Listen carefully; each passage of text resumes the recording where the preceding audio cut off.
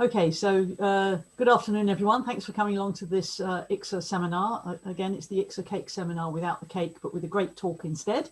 So that's great. And it's my pleasure to introduce Dr. Adam Nellis, who currently works in Simomics, but will be well known to many people from YCCSA, as was and still is really an active member of YCCSA.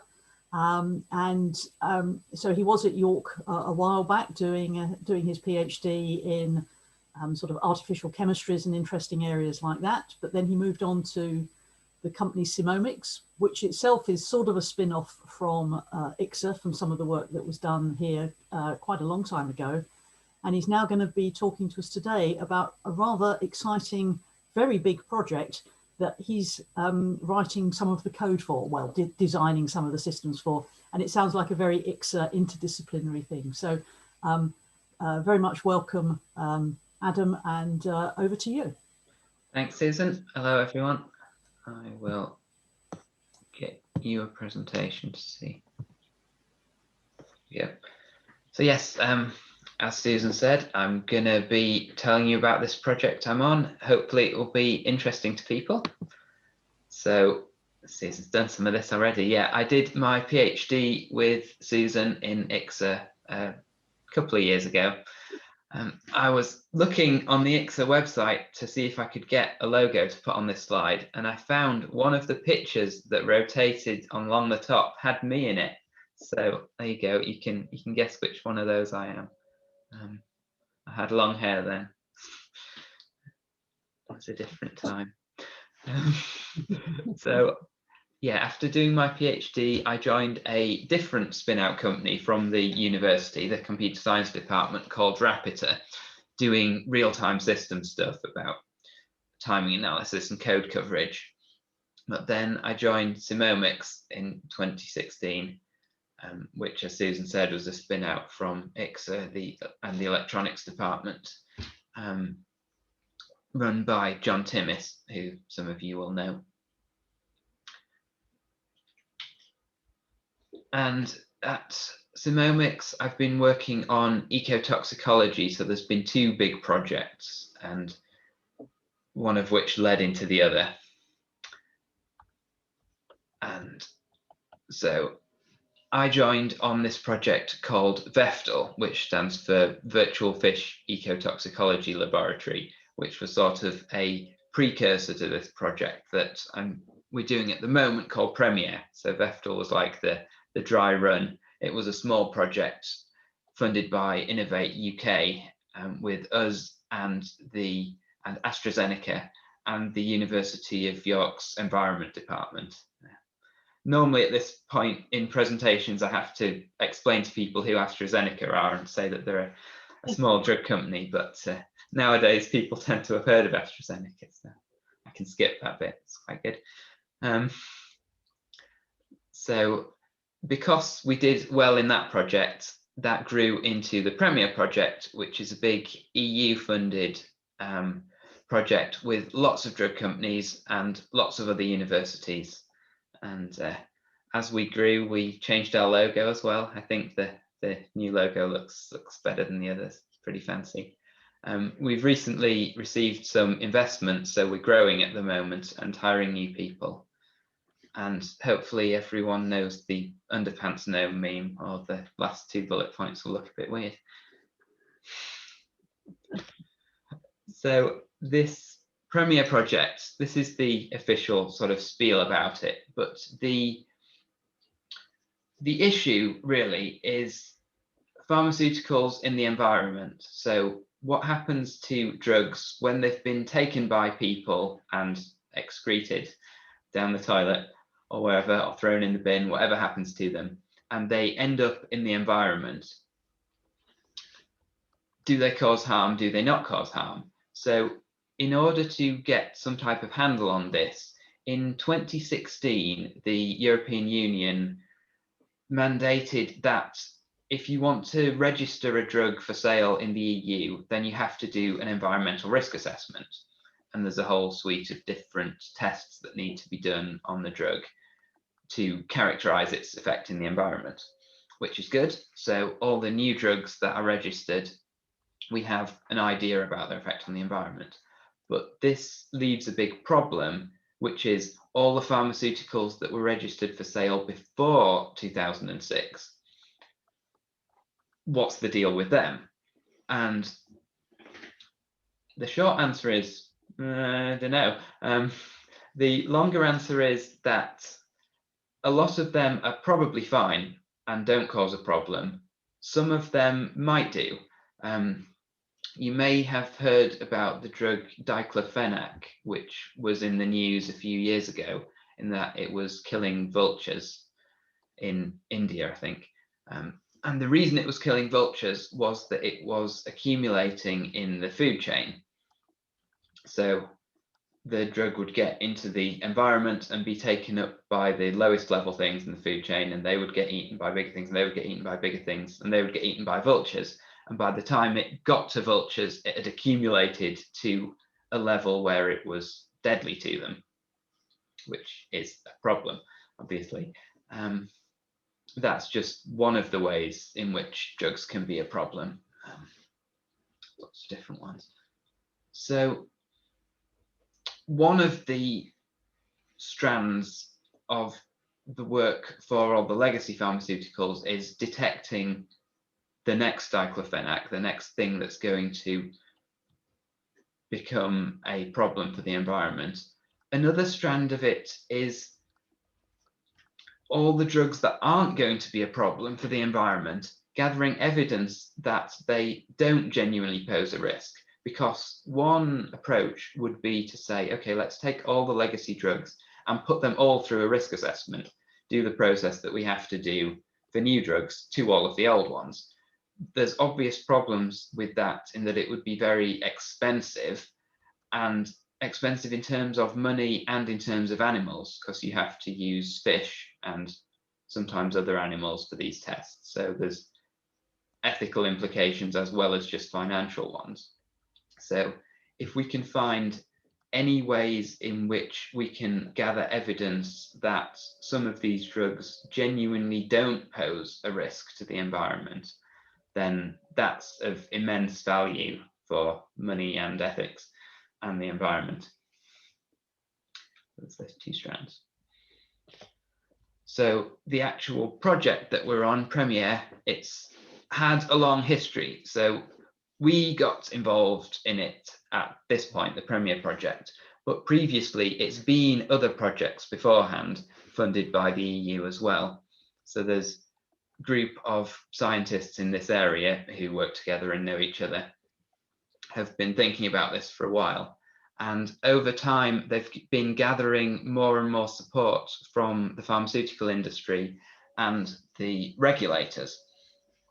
So this current project has a 50-50 split between industry representation and non-industry representation. It's even funded in part by industry. So the EU is putting in half the money and the pharmaceutical industry is putting in the other half of the money to fund the project, which I think is a really good idea because it gets the stakeholders who are going to be affected by these things involved in the decision-making process and all of it, and also the regulators, who are the ones who are going to be compelling the pharmaceutical company to do things. Having them involved is super important and really useful. So there's a real mix of people. So these are all the institutions involved. Here's us, Simomics. There's a lot of universities and research organizations doing stuff, doing the science. There's a lot of pharmaceutical companies bringing the drugs and doing some of the tests themselves. And there's the regulators involved as well that we have, which is really good. So thinking from an interdisciplinary point of view, it's not so much like joining together two different academic disciplines, although there is a bit of that in the science, but the same skills and the same ways of thinking apply for joining together different people's thinking across research and industry and regulation. It's all the same type of thing. It's people coming from different perspectives with their own biases, their own ways of doing things, getting all those people talking together and working together and producing something useful that none of the individuals would have produced on their own. It's the same type of thing, and I find it really interesting, and it's really difficult. So these are all the different strands in the project. This is the type of diagram you'd see in an EU proposal. Simomics are running, I'm running work package 3, which is making a computer system to tie together everything else. So work package 1 is all about gathering data, finding what data is out there at the moment in different databases, different sources, prioritizing drugs. So here's the first nice bit of interdisciplinary language. API here stands for active pharmaceutical ingredient, not application programming interface, which is funny and hilarious when people mention it on calls. So yes, API to an ecotoxicologist means a chemical that has some sort of pharmaceutical effect, but API to a computer person means an interface that two computer programs use to talk with each other, which is good. I like that. So work package 1 is about gathering all the data and choosing 25 legacy APIs that we're going to run tests on. So they're going to do actual experiments, some of them with real fish, and some of them in vitro experiments, and some simulation in silico experiments, to get data on 25 of the around 1,600 drugs that we don't have enough information on. So it's a very small sample, but work package 1 is all about choosing that sample to be drugs that have the least information, but will be the most useful and representative of different classes of pharmaceuticals. Doing all that, doing the testing. Work package 2 is all about models. So yeah, in silico models and in vitro models to predict different properties of these drugs without having to do the full experiments using lots of fish. And they will generate data. They'll use some of this data that's already gathered from here. They'll generate their own data and they'll make models. We're going to put all of that together in a database and a computer system called the digital assessment system that will put all of the data together, all of the models together, let people query the data, let people run the models, and let people run complicated processes like an environmental risk assessment, which is basically just a flowchart that says, what data do you have about your substance? Is this property this way? If so, do this test. If it's like this, do this test. So we're going to have a system where people can run a whole environmental risk assessment or run a partial one and see where they're missing data, where they can't complete it. And then work package 4 is going to help us with that process. They're going to work out what the flowchart is for the risk assessment, what use cases people have for this system, and provide guidance on how to use the results of the system and how to use these models to do relevant things like risk assessment, things that will be useful for a regulatory purpose. So that's the high-level overview. I'm going to jump into some specific low-level bits to give you a flavour for what's going on. So this is a 6-year project and we're just over 6 months into it, so half a year over 6 years. So we've only done a small amount, but I can give you a flavour for what's coming up and what issues there are and how that's interesting. So one of the things that we have are models, and model is another interesting word, a bit like API, but better. It means different things to different people. So if you ask different people what a model is, you'll get lots of different answers. So for some people, it's a very simple straight line through some data points. So the equation of this line is a model to some people, that you give it this input and it predicts you this output. So you can measure, you can take your chemical and put it through a chemical process to measure something about the chemical, and that will predict you the result of an expensive test using lots of fish. And for some properties that works well, and for some it doesn't. And there are people doing more complicated predictors using support vector machines, random forests, neural networks, all that type of thing, to predict more complicated things that these linear equations don't work for. So they're all been developed in Work Package 2. And then you can go up to more complicated simulations. So this one is a simulation of a river network. So this is for predicting how much of the chemical, will get into the environment at different places. So this is the river flow. So if you assume that the chemical goes into it at different points in the river and flows through the river and accumulates, this model,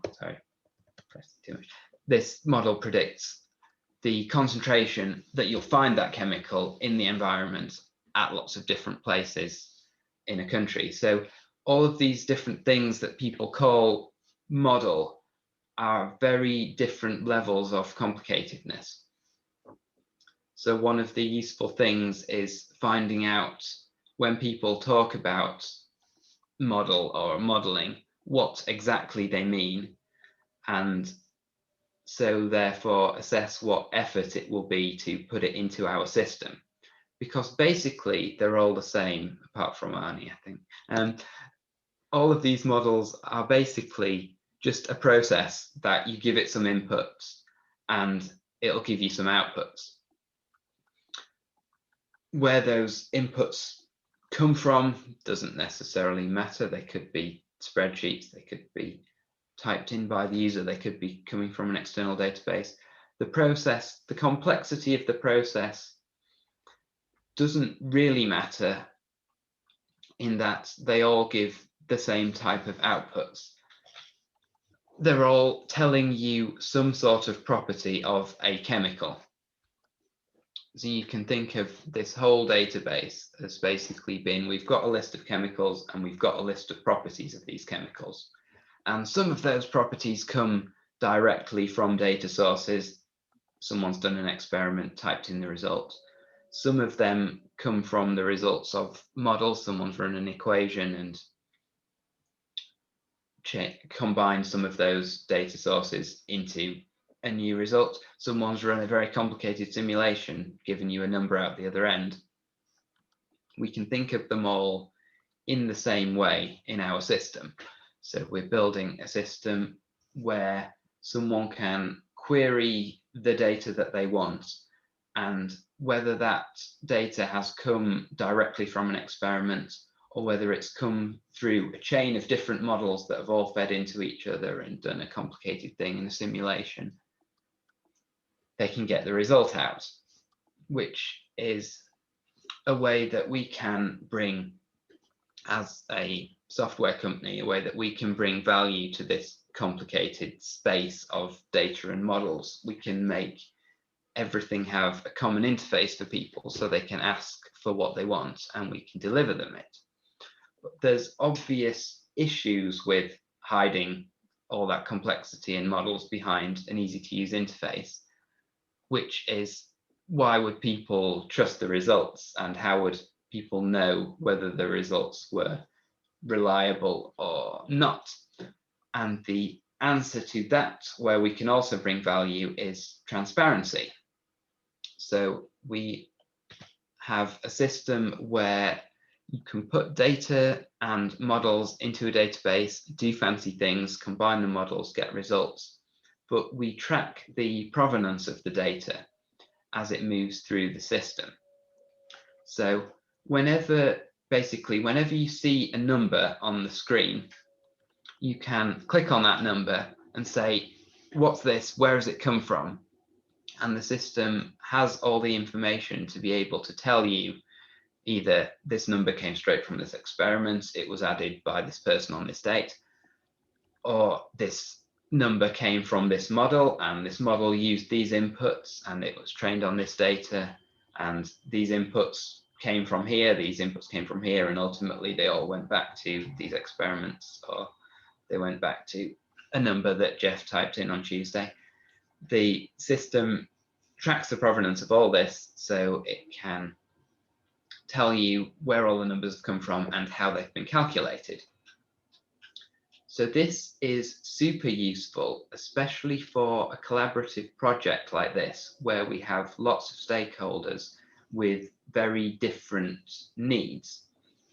So it allows us to do a very powerful thing, which is to throw all the data that we can get into this database and all the models that we can get, build any features that we can think of, and also still do the very high quality regulatory risk assessments.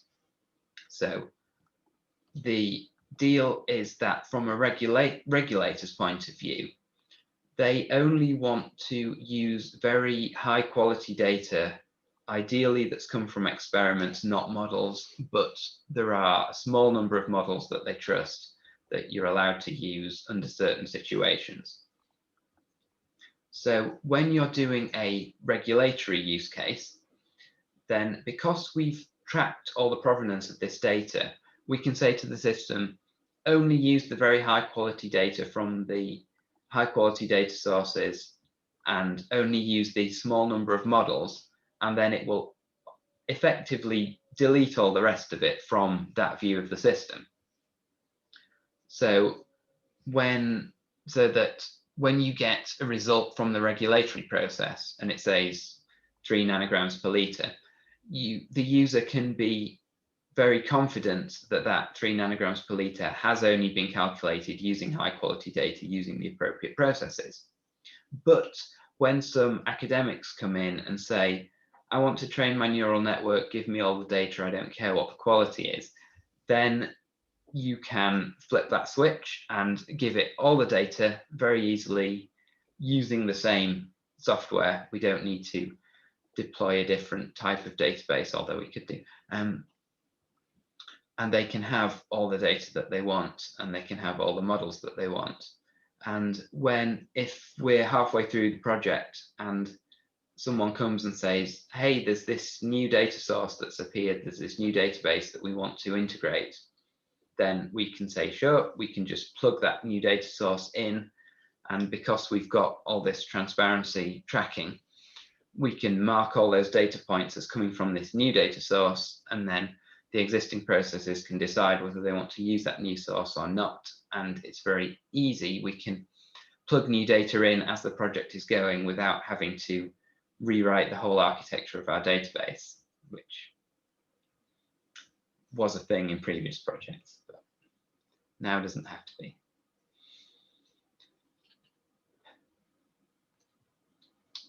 So that's how it's, so I've mentioned models and how transparency is useful for models, but it's also, now I'll go into the data side of it a bit. So like I say, there's lots of different sources of data. This is just a few of them that fit nicely on a slide. So we've got a lot of data from the previous project, IPI. That project gathered a lot of data from industry. They had the experiments that have been run for previous regulatory risk assessments. And they have to keep all that data in study reports and show it to the regulatory bodies, to the EU and the others, in order to get their drug approved. So they've got all that data. the previous project had them type all that data out into spreadsheets that we can put into a database. And there's also existing databases. So the European Medicines Agency has a database, the World Health Organization has a database of things that are useful for us. There's the Microsoft Access database of information that we had. There's research papers, often gather data and put it all together in one place that we want to put in. So our database has a very flexible structure that lets us put all these different formats of data in and lets us track where they've all come from. So you can imagine there might be lots of inconsistency in different data sources, and there definitely is. And that's one of the issues that, well, that our database architecture helps to address.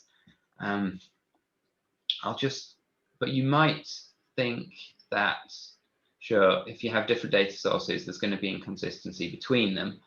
But you might think that within one data source, there'd be some sort of semblance of consistency.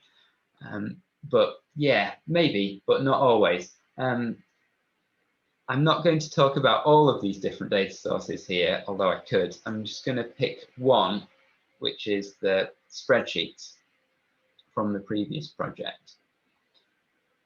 So they've got, in this previous project, they made these spreadsheets where they have different experiments that have been run, some experiments using fish, some just in a lab with bottles of soil, basically, where you put the drug in and shake it around in some soil and see how it biodegrades, things like that, all the way up to running fish for multiple generations in a tank with the pharmaceutical in the water to see if it affects their reproduction. Lots of different experiments. So they put them all in these spreadsheets with different tabs. And in this project, they made a standard format for how to fill in these spreadsheets. So they've got actually 4 different files for 4 different types of data, but in each file, there's different tabs for different studies that can be done. And so they had this template with 1 tab for each study and blank cells and instructions for how to fill it in. But even that format, people managed to fill in differently. So you have some of the companies took that template with all the sheets. Maybe there's 10 different sheets for different studies, but they've only done 3 studies for their particular drug. So some of them filled in that information on those 3 sheets and sent it in, fair enough.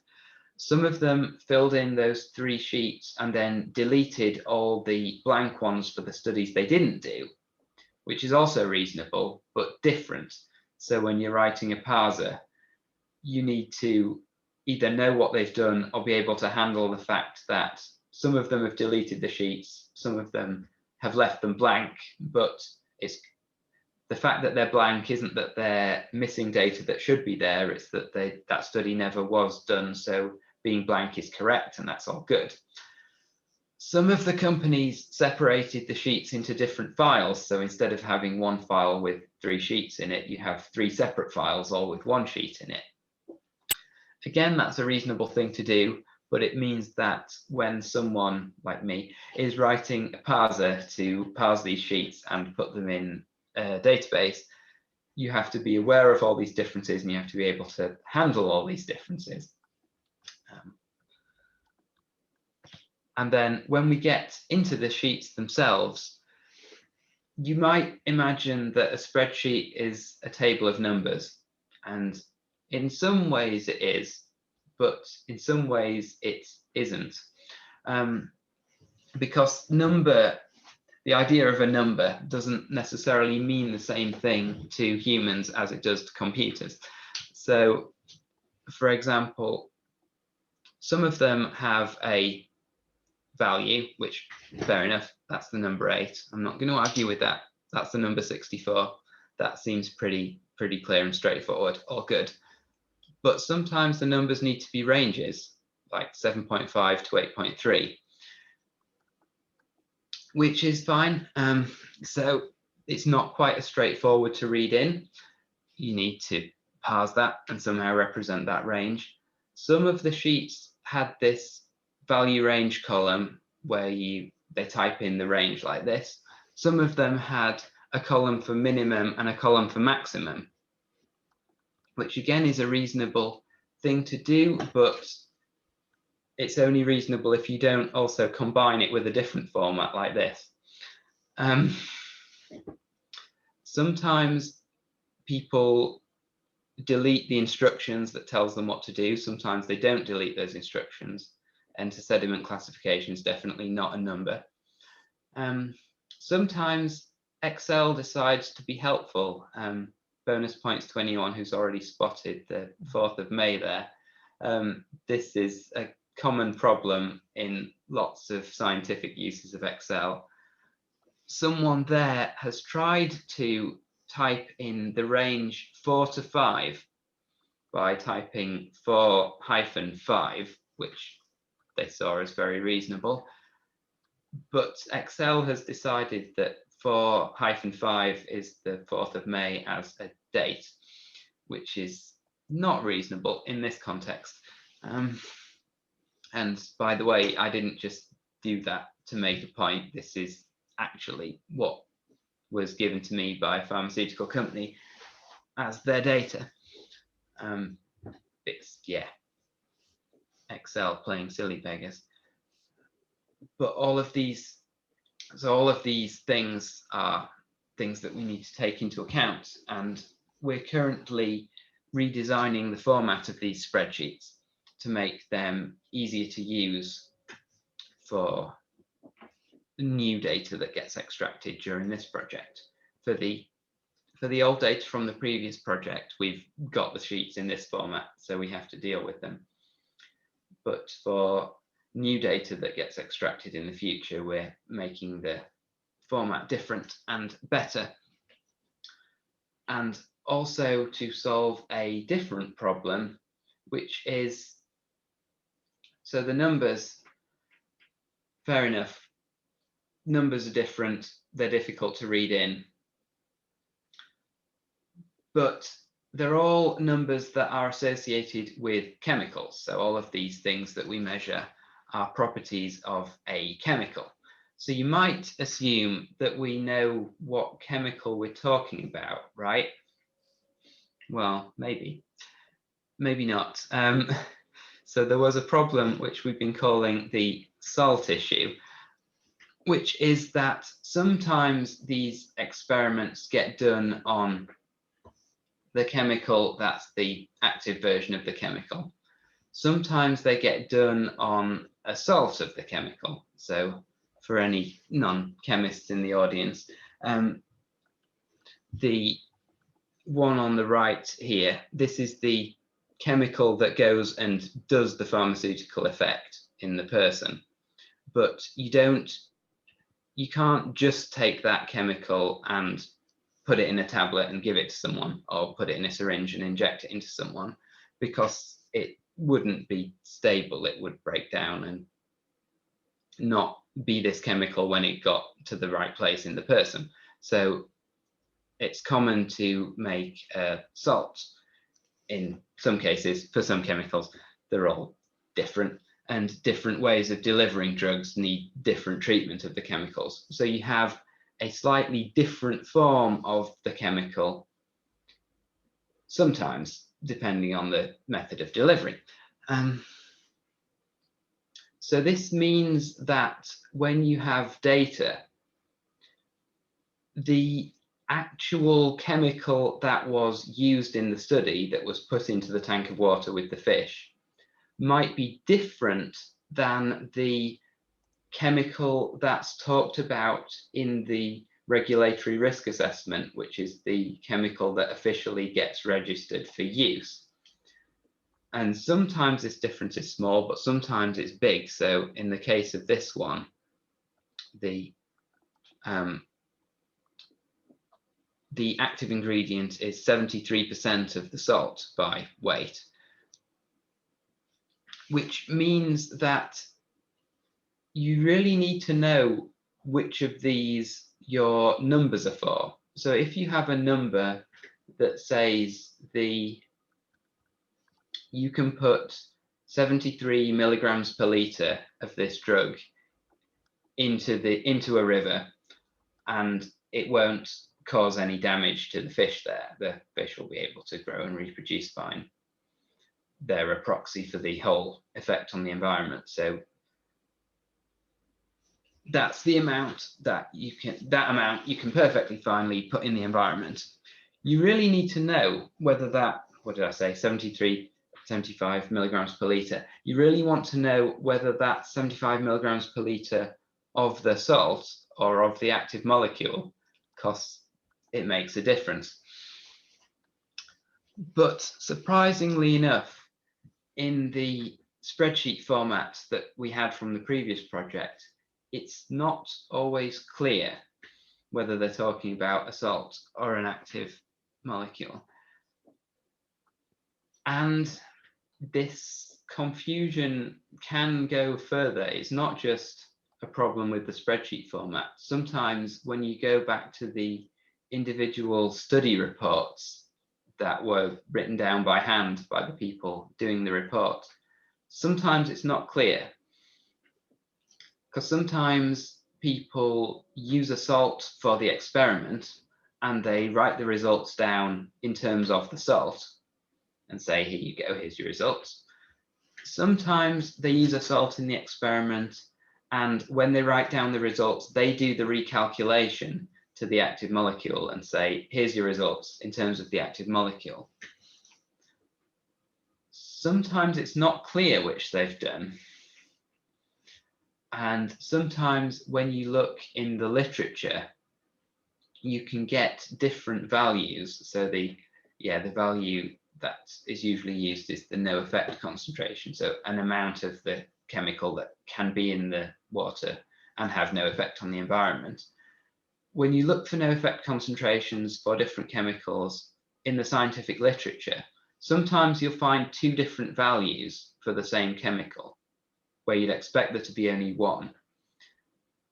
And sometimes those two different values are exactly the difference of the weight of the salt, which means that at some point in the process of people getting data from someone else, referencing someone else, at some point, one person has interpreted a number to be in terms of the salt, and someone else has interpreted a number to be in terms of the active version. And that difference hasn't been noticed. And then you get people claiming different numbers for a chemical where there's been this difference, and it's not always clear which is the correct one and which isn't. So that's an interesting thing that we have to work out how to solve. So for the new spreadsheet format, we have a format where people have to say very clearly whether they're doing the experiment on the salt form or the active form. If it's different, sometimes it's not different, sometimes it's the same. And they have to very clearly say what the results are reported for, whether they're reported for the salt or the active. So we've solved this going forward, but not for historical numbers. So those were a few examples of the things we're working on and some of the issues that we're having, and it's all very fun trying to solve them. So we're currently hiring at the moment, as I mentioned at the beginning. So if you are coming up to the end of your PhD or your contract, or you have any students that are coming up to the end of their PhD or contract or anything, and you're good at programming and interested in working on these types of things, then drop us a line, either go to our careers page or email me, and I can give you more information. Bonus points if you know who that is and what film it's from. So I'd like to leave you with a kind of thought that I keep in mind often with these things when working with lots of different people, is how can we work with and interact with other people to produce things that none of us could have produced on our own. That's the end of my talk. Does anyone have any questions?